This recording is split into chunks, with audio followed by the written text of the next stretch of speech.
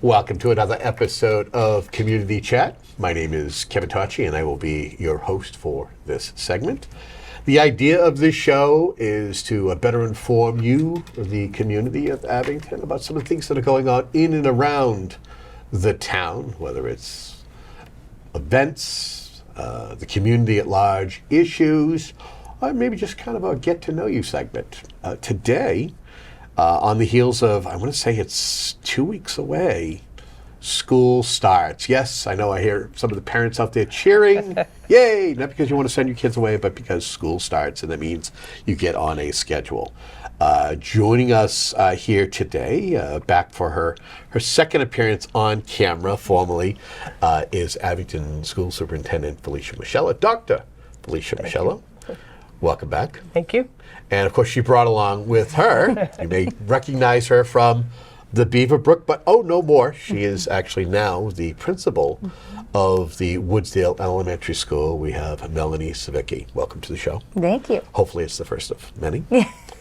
So as I kind of teased, it's the school, the first day of school. What are you excited about? I'll ask you each this. What are you most excited about as far as for the students and the staff returning? Thank you. There isn't a first day that isn't exciting, first week that isn't exciting, regardless of how many years you've been in education, whether it's your first, your 10th, or your 34th.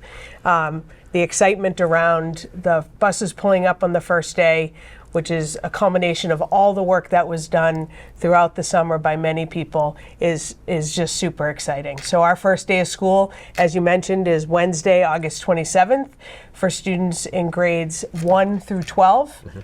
And then a week later, on September 3rd, we'll welcome our pre-K and K students into the AEP and into the Beaverbrook Elementary School. Excuse me. I mentioned the work that gets done over the summer, and we would not be able to open our doors on the first day if it wasn't for the hard work of so many people during the summer. And if it's okay, I'd like to take a second to thank those people. Our custodians and maintenance crew work from the second school gets out until the night before our students start to make sure that our buildings are safe and clean for the first day for our students and staff. We have our administrative assistants who work tirelessly to ensure that schedules are correct, that class assignments are right, and making sure that all our students are registered, that have registered over the summer. We have our administrators that work throughout the summer to make sure that we're ready. We have a few people that work on our bus routes, and that is also a thankless endeavor that begins shortly after school gets out and will end never. As we have new students register, they're trying to find slots on buses. So, and the central office staff, which are answering questions throughout the summer, registering students. Although school isn't in session, schools are very busy during the summer. Definitely. Melanie, are you excited? This is a new endeavor for you. What are you excited about in regards, whether it's the students or just working with the staff? I'm generally just excited for there to be life in the building. It's been really quiet the past, over the summer, besides the busyness of getting the building ready and cleaning, preparing. I'm really just excited for kids and families and staff to come back. They've kind of started rolling in this week, so it's kind of nice to catch up on what they've been doing this summer and what's going on with their lives. I'm also generally excited to see the work I've done this summer kind of play out, because it is my first year in this building. Not my first year in this district, however, I've been able to, work closely with the administrators at either buildings, the middle school and the Beaverbrook, to make sure that what we're doing is aligning. But I'm kind of excited to see how it's gonna, play out and kind of get those kinks out. Can't do it until we live it, so I'm excited. Okay. Let's talk about any changes, whether it's the daily schedule, curriculum, school operations that maybe families should know or be aware of. To Dr. Moschella. The school times are the same, Bus routes change every year, so they're a little bit different. We'll talk about that. We'll talk specifically, I know, about bus routes and buses. I know Ms. Savicke has some changes in store at the Woodsdale operationally that students and families will see on the first day. So maybe... Yeah, sure. So one big change that I think is going to affect our students mainly is that the past few years the school has done a split recess, so the grade levels are split. So third grade has 2 recesses and fourth grade has 2 recesses. And by that, not meaning the whole grade level has a recess. The upper building goes to recess first and then the lower building. This year we are recombining the grades, so it's going to be a whole grade level recess. Students are going to be able to see their friends on either level. It's not going to matter what class you have or what teacher you have. You're going to be able to interact with those students. I think operationally it's a big lift because it's the staff, our lunch recess paraprofessionals, like coming back in and reorganizing what that's going to look like to help support the students best. I think that recess tends to be thought of as just physical activity and fresh air, but it's so much more than that at this age. They're learning social skills in a unstructured way that's supervised. So I want to capitalize on that opportunity and make sure that we're supporting them becoming eventually citizens of the world. Well, how do you give balance to students between being social and their playtime, and also ensuring that it's safe and inclusive for such of an environment?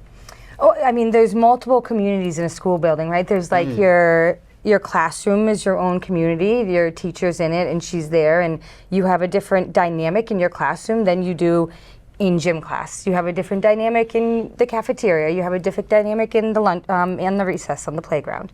So I think that just by recognizing that it's not all going to look the same, some kids are going to function really well in a classroom, then you get them out to recess and they're going to need more support, and vice versa. So I think just recognizing those students and the supports that we have in place for them would be, where we'd start. Okay. Let's talk about new... So can I add something onto Yes, that? please. I know firsthand that Ms. Savicke's done a lot of work around recess and structuring recess for students who have challenges socially, who have challenges managing their own behaviors. And I know that she's done a lot of work around helping students in a proactive way, whether that's teaching small groups how to interact, games, alternatives to football, soccer, swings. So I'm looking forward to that work that I know will continue at the Woodsdale. Any chance we see any changes at the Beaverbrook when it comes to recess or lunch, or is it just strictly the Woodsdale? The Woodsdale, the last few years, has separated and had split recess and lunch for their students. Okay. Beaverbrook hadn't done that, so this is actually staying with what the students are used to at the Beaverbrook, and also have then at the middle school. So it'll be different for the 4th graders at the Woodsdale, who last year didn't have that opportunity, but for incoming 3rd graders, it will be similar to what they've experienced at the Beaverbrook. Okay. Can we move on to new faces in Sure. the administration? Introduce some of the new members of your administrative team and what roles they will be filling this year. Sure. So with Melanie moving to the Woodsdale as principal, we have had an opening at the Beaverbrook, and we're very excited to welcome Susie Trahan to our administrative team. She'll be taking on the role as the assistant principal at Beaverbrook, and that's the only change that we have administratively. We've hired a number of new educational paraprofessionals and tutors for this upcoming school year, and we have about 7 new teachers that will be joining us. Okay. What qualities do you look for when you bring in new leaders into the district, like Melanie shifting over to the Woodsdale, or having Ms. Trahan coming in as the assistant principal at Beaverbrook? That's a great question. We're lucky that we have a very established I'm going to say protocol, but process for interviewing and recommending candidates for positions. So we have teams of staff members, parents, community members that interview administrative candidates and make recommendations, whether it's one candidate or 2 candidates, to me to do a second round of interviews. We look for people that share our values around what's best for students. We look for people that have an understanding of students and families and the complex nature of students and families. And it's also important, we're a smaller district. We have 13 administrators. So trying to find someone who will fit into the culture that we've created here around shared decision making and open, honest communication. What is it like during the summer to try to fill roles, knowing that you're probably competing with other communities who are also seeking, whether they're teachers or paraprofessionals? It's a challenge. It really is. One thing that we're very proud of is not the right word, but one of the tenets that we've used in Abington is that our salaries are average for this area. So when a candidate doesn't take a position, typically it's not because of the compensation. We do a lot of work when we go into negotiations around our communities in the area to make sure that we're in the middle. We're never the highest, and we don't want to be the lowest. And that's every position in the district, from custodians, teachers, principals, to the superintendent, that we're average for the area. We can't compete with districts in other parts of the state, but for this area, we're average. So it is challenging.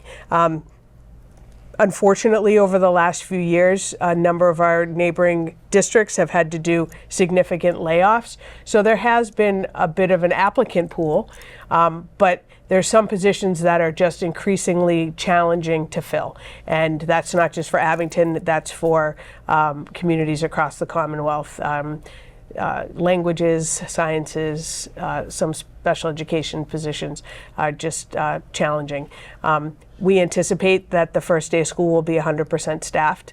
I spoke with a couple of our principals today, making final recommendations for hiring, and the principal makes the recommendation to me, and then we interview in the superintendent's office and offer positions from here. So I anticipate we'll be 100% staffed for teachers, and I hope we'll be 100% staffed for paraprofessionals. Excellent, that's good news. Let's talk a little bit about supporting transition between schools. I think that's key, whether you're going from the Beaverbrook to the Woodsdale. I mean, it's still elementary school, but you're going from one level of elementary school to the next level. Talk to me about supporting transition, whether it's from Beaverbrook to Woodsdale or getting them ready for the big transition to the middle school. Yeah, so I mean, honestly, I feel very lucky in this regard, only because I've experienced it as a teacher, helping my students transition from building to building, as a parent. Seeing my own child go through this system. She's going into 6th grade this year. And then now as an administrator for the past couple of years. So I do recognize that like Woodsdale is a kind of a short trip Stint, yeah. on their overall education here in Abington. And I think that it's important to recognize that they're coming from this safe, wholesome, first experience place. Not just the students, the families too. Some of them, it's their first experience, and that's kind of all they know.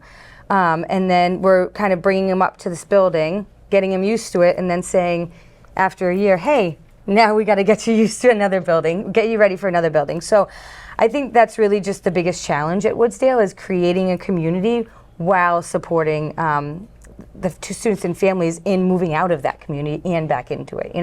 I think moving up from Beaverbrook, I'm pretty confident that my work with Ms. Thompson over the past couple of years is going to really help me understand where the students are coming from, how it's run there, what the families have experienced there. So I think that's going to be a good, continuity.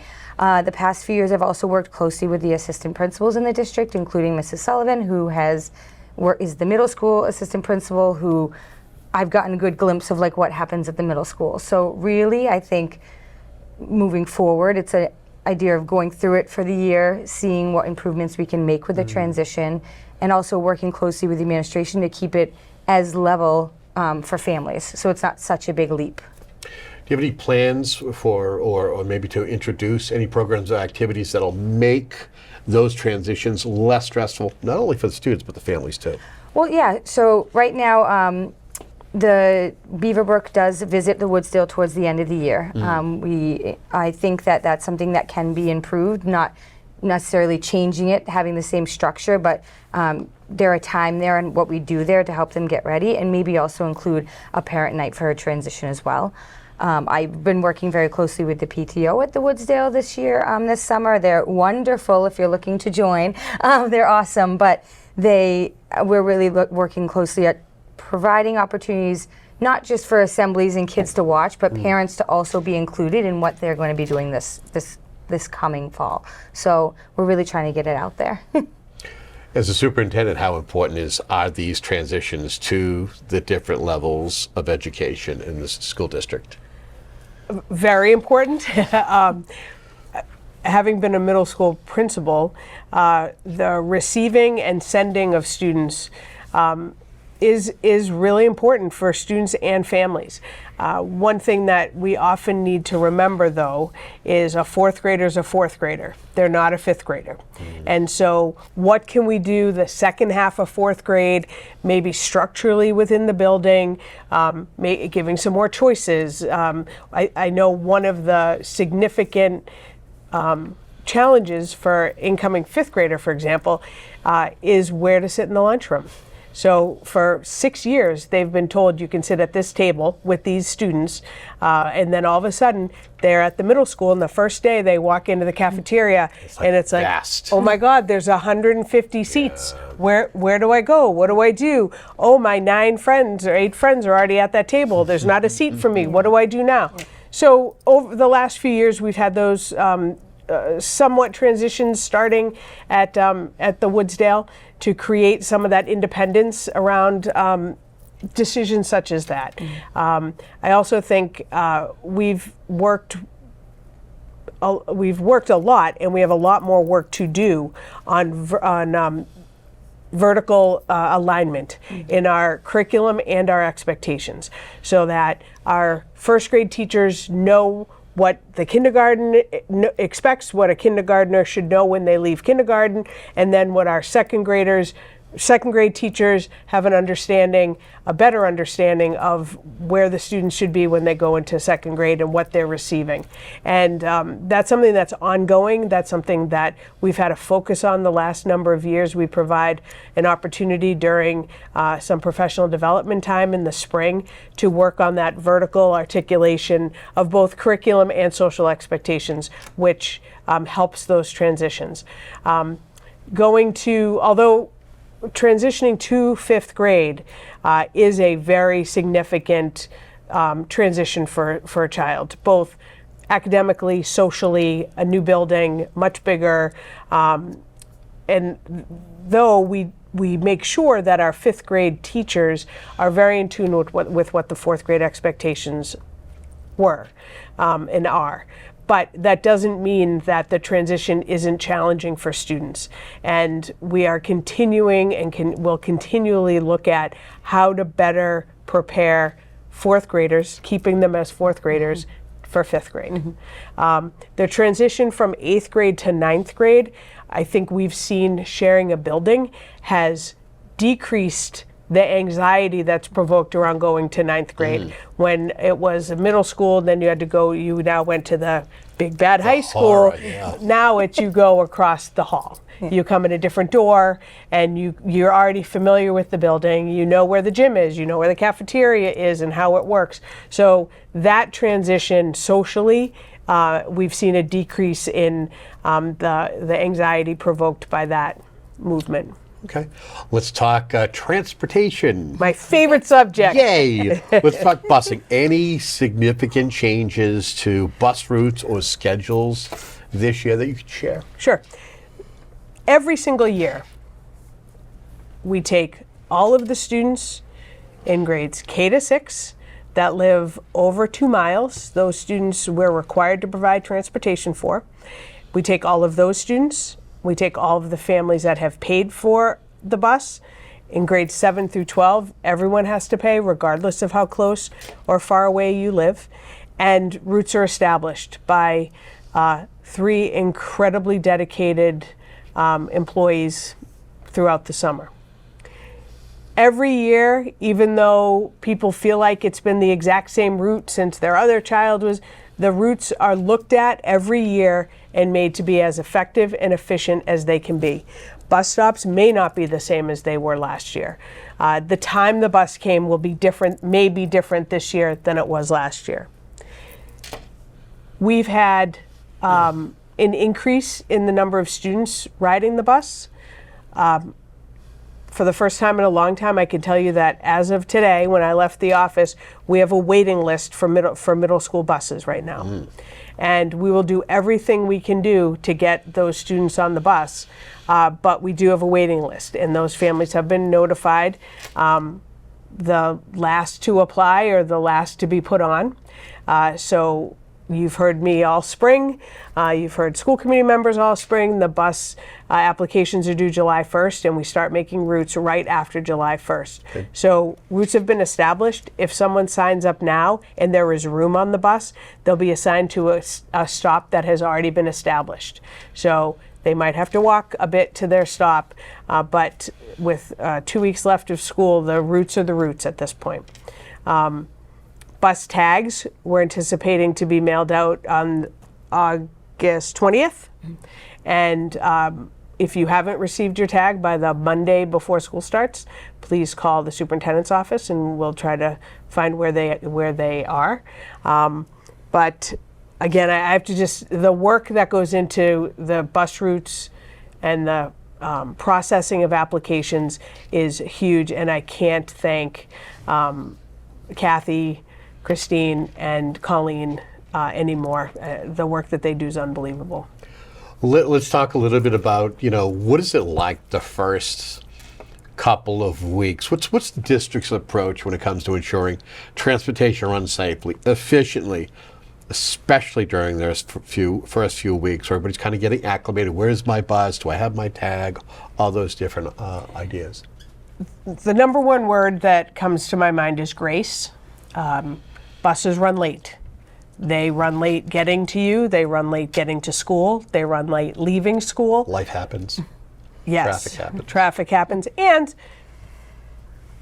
at the elementary level, for example, I'm pretty sure the high school families aren't doing this, but the elementary level, if every single kid on the bus family takes a picture of them in the doorway of the bus, which do it, fine, great. But that's 20 seconds times 60 students.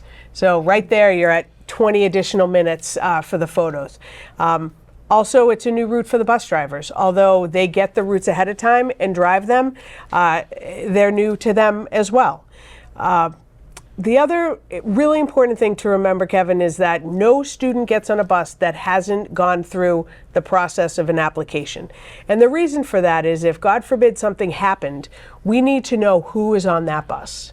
We need to know who is signed up for that bus, who is on that list, so that we can do the emergency procedures that we have. At the Beaver Brook, all students are checked in onto the bus the first couple of weeks of school until the bus drivers know who each student is. So that takes a significant amount of time. That bus might not leave, well, you know better, 3:30, 3:45. And at the Beaver Brook, there needs to be an adult at every stop, for every student at every stop. So if someone's not at a bus stop, that student stays on the bus and gets returned to the Beaver Brook. So it's really important that the first couple of weeks, parents and families and community members understand that we're not doing anything purposefully, but we need to keep all of our students safe, and we can't afford to lose a child. So, what should a parent or students report if there are any issues or concerns about transportation? How do they go about that? Is it as simple as a phone call, an email? What do you ask them to do? So the first place to turn is their school principal, and that would be their first contact. If they have a question, if they have a problem, if they have a situation, is to go through their school administration. And then if something isn't resolved, they're free to call the superintendent's office and talk to Sarah Gainey, who's the director of finance and operations, who oversees the transportation, and she can assist with resolution.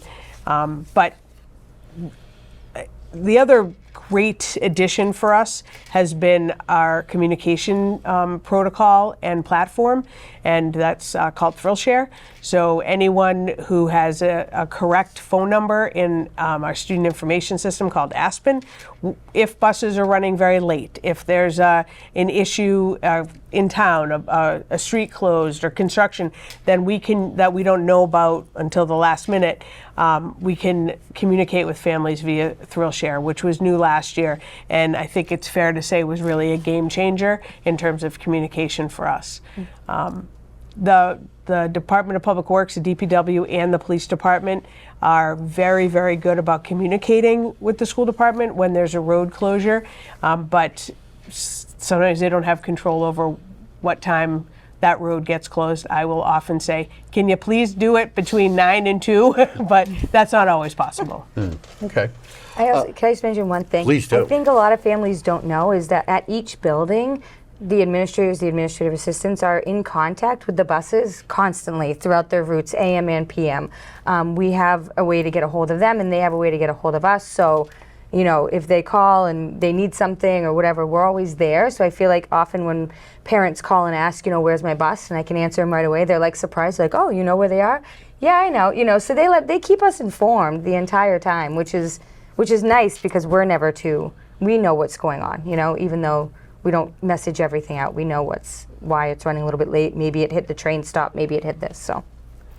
What are you looking for? Go ahead. Sorry, one more thing about buses. When you get your bus tag in the mail, there's a letter that's included with it that indicates when the bus route starts. Mm-hmm. And it's important that students are out at their bus stop when the route starts. And they may not be picked up till the end of the route, but the route may change in the course of the first few weeks. So while you might be first today, maybe there's a lot of students that aren't taking the bus the first week, and so it's a really light ride. And then a week later, there's more students, and you miss the bus because were out early or not out early. It's important that families are out there, and after about 3 weeks, you get a better sense of what time that bus will get to your stop. And the same thing for the afternoon. We need to have flexibility around changing routes, or if we think this route made the most sense, but then once it's driven with students, it didn't, so we changed it. And so it's important that families are also waiting at the bus stops. And in the first couple of weeks of school, it can take a long time in the afternoon. Mm-hmm. Is it worth mentioning, and it's not necessarily on our notes or anything we discussed before the cameras started rolling, but as far as drop-off at the different buildings, like the Woodsdale, anything you'd want to say to parents who are dropping off their child for the first time, going from the Beaverbrook to the Woodsdale? I mean, always safety. In all the parking lots, it's safety. I've dropped off children, I've picked up children, I've watched kids drop off, everything. I think in both buildings, the Beaverbrook and the Woodsdale, it's the active car line. Be aware of the active car line. Be aware that kids, especially in the first couple of weeks, get out and they might not want to go to school, so they might not be walking right to the door. And if you are not observing what's happening around you, then you could, that kid could just run out. So we just have to be mindful that it's a process. Give yourself time. Don't come in when you have 30 seconds to get to work and have to be out of there right away. Honor the process, I think, is the most important thing I could take, because it keeps everybody the safest at both buildings. So, especially in the first couple of weeks, students aren't worried about what other cars are doing. They're worried about walking into that building. Mm-hmm. So we have to work out for them. Anything you want to add, especially when it comes to the middle school, high school drop-off? Patience. Oh, yeah. Patience.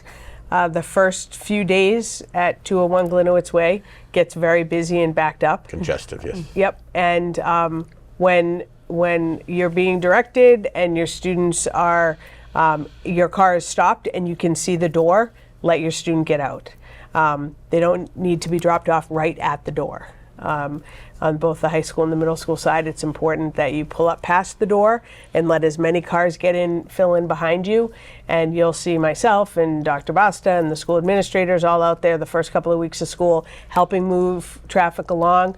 once families know better the ebb and flow of traffic in town and the timing, then that eases up a little bit. But at least the first week is quite congested at 201. We have middle school, high school parents coming in to drop off. We have excited middle school families coming in early. Just be safe, go slowly. At the Beaverbrook and the Woodsdale, it's important for students to get out on the passenger side, and at the middle high school, they actually get out on the driver's side. Very interesting. Let's talk about cell phones and electronic devices. Now, I don't know how relevant those items are for the Beaverbrook or the Woodsdale, although nothing surprises me anymore. I know the past couple of years that the school district has been trying to implement a policy as to where there's not a lot of cell phone use during the school day or personal devices. Is that going to be the same this year? Is we're going to see modification, especially knowing that the state legislature is trying to put something into play? So last year when I came and spoke with you prior to school starting, we talked about the updated cell phone policy that we'd be discussing. And we had a very successful implementation over last year, mostly focused on grades 5 through 12. And last year and this year in grades 5 through 8, there'll be no cell phone use during the school day. Ooh. 0. And that's how it was last year. And in grades 9 through 12, cell phones were allowed to be used during non-instructional times, and that's passing period and lunch, and that's it. And I would say that the administrators, all of them, spent a lot of time with students after school and did a little bit of a detention that students forgot and took their cell phones out. So it's really important that we have parent support around this. There's been a lot of in the national press and the local press around cell phones in schools. As you mentioned, the state legislature has taken up a 0 cell phone and wearable device stance. It's now it's gone through one of the I think the Senate has passed it. I think and now it's gone on to the House. Which I know there'll be some adaptations, and we'll see where it goes from there. I think one of the concerns of families have been, well, how can I get in touch with my child during an emergency, which I can appreciate. Our rule is really not that you can't bring your cell phone into the school building, it's that you can't have it out. So have it in your backpack, have it in your pants pocket, do not have it out. Yeah, don't walk around with an earbud. Do not walk around with an earbud. That's a part of your device. Yep. And in terms of, there are instructional uses for cell phones, for earbuds, but we also provide all students grade 5 through 12 with a laptop with earbuds. So there's very, very few things that can't be done on the device that's provided. Yeah, and a shout out to Rich Bykowski and his team. They do a phenomenal job, especially in the start of the year, trying to make sure that every student has their devices up and working and running properly. I would also add to the community of Abington, who has continually supported the technology article each year, town meeting, that provides us the opportunity to buy new devices for grades 5 and students in grade 5 and 8 and 9. And those devices are used every day, all day, by all students in grades 5 through 12. Okay. Did you want to say anything in regards to the cell phones? We don't see that yet in the upper level elementary school, right? We don't see kids coming to school with phones? I think some do, but they are away. Yeah, I think they're too scared still to take them out. They know better. Wearable devices, yes. And I would also ask or plea to families that if they have to get in touch with their child during the school day, to please contact the school office, and we will make sure that that message is provided to their student. Okay. Let's talk about finding ways to bring families into the Woodsdale school community. What are some of the ways that you're working to make families feel welcome and involved at the Woodsdale under your leadership? I think it's just opportunities for them to be able to access what we're doing in the classrooms and in the building. I want to really improve the weekly communication, which I'm going to kind of take from both Beaverbrook and middle school, kind of just make sure weekly we're pumping out information of what we're doing. And also I want to beef up the, the Facebook and social media pages, kind of to give snippets of what's happening during the day. I really, if I could take one thing away from family engagement, it would be that I could give them a topic of conversation over dinner. And by that I mean when you say to your kid, what'd you do at school today? And they're like, nothing. And like, at least now they'll have like a picture, say like, hey, but this was this really cool show you saw today. And they're like, oh yeah, So if anything, I can provide information for the parents to talk about with their kids. I think that's, step one, so. How do you feel that this type of engagement will contribute to student success and the overall school culture? Because I feel that school culture is everything. And I know that the district is always looking to improve culture in each one of its buildings. I mean, family engagement is proven K to 12 to increase any type of student success in the classroom. So any type of student comfortability or any type of their educational success can be proven that family engagement helps support that. So honestly, I mean, any opportunity we can get to provide that, the access to the information that they're doing, I think that school culture and climate is a whole other topic, a whole other piece that you could talk about. Sure. And I think I got to dip my toe in the water of the school first before I talk too much. Indeed. I also know that during your first year, we'll talk about a little strategic plan, how that's going. Where are we at with the plan? Give us an update on the district's plan and priorities for the upcoming school year. I'm very proud of our district strategic plan. I'm proud of the work that we as a district, and by district I mean community, school community, greater community, have done in our work towards our 5-year strategic plan.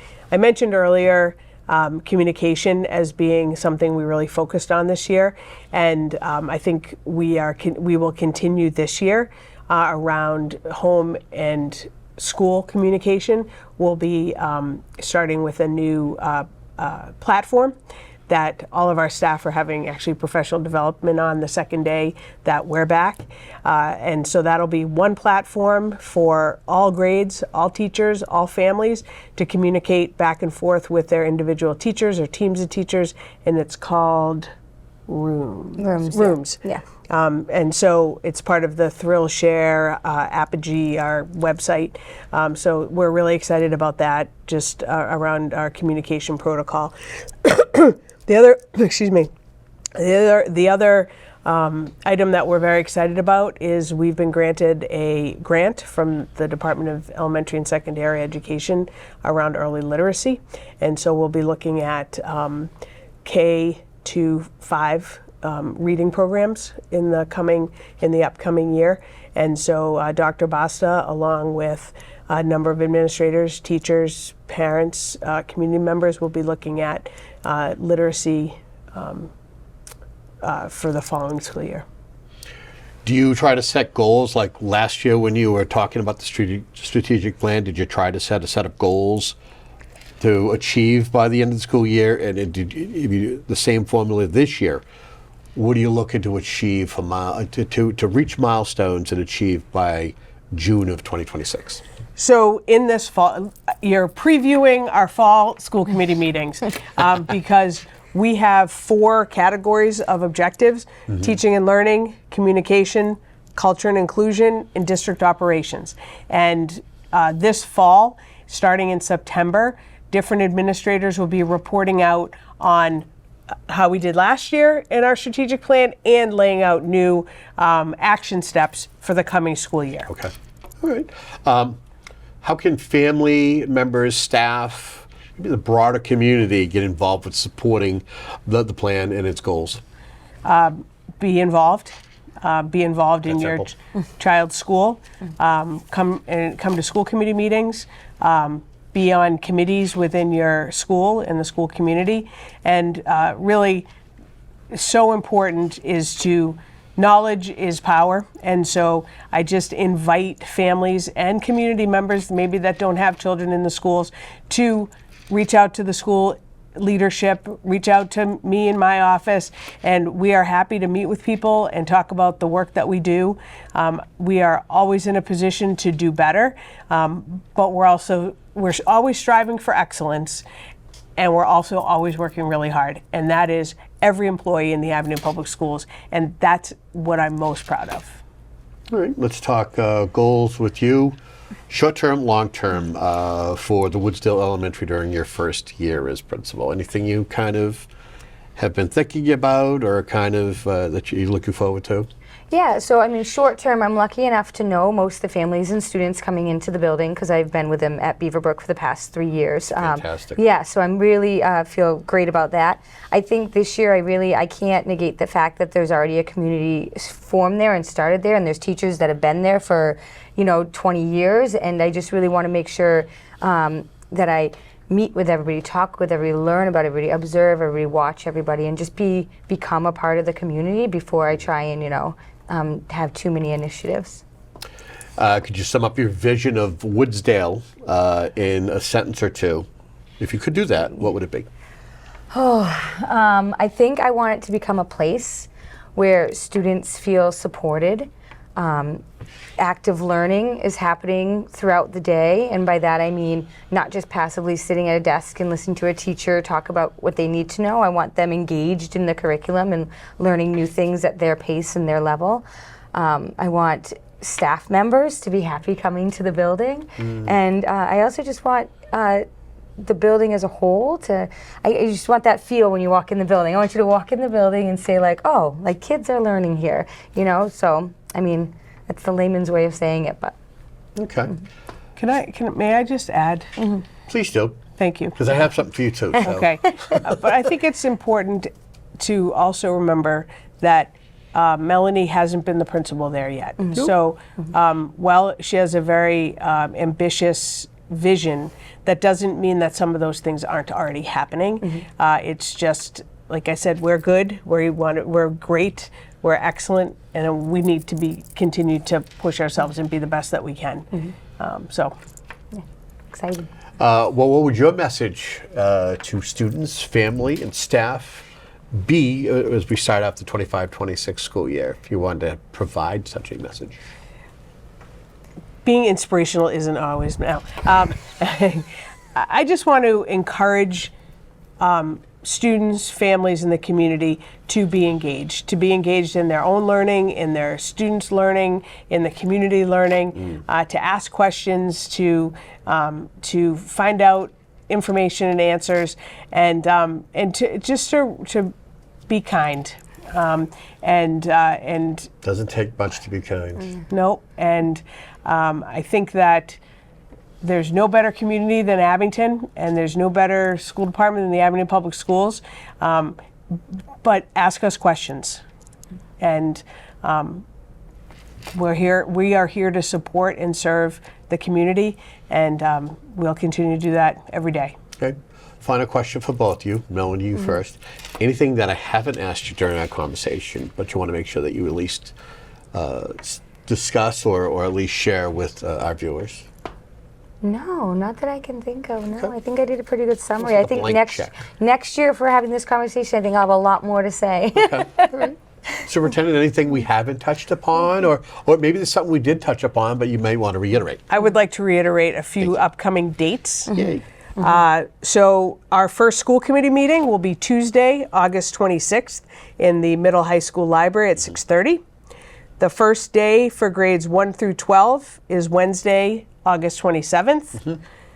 The first day for pre-K and K is Wednesday, September 3rd. Monday, August 18th, all students and families may access student schedules and class placement on Aspen. That's a super exciting day for everybody. They get to see what classes they have and who their teachers are. And then on around August 20th, bus tags will be mailed home. Lastly, breakfast and lunch is free again this year for all students in grades pre-K to 12. Superintendent, Melanie, I want to thank you both for being here. Thank you for sharing this vital information. May the start of the school year and the school year be successful. Again, Any road you travel down may have a few bumps, but as long as you keep both hands on the wheel, you'll do well. You'll get to the end of the road. We want to thank you for tuning into a show like this Community Chat. Till our next conversation, have yourself a great day.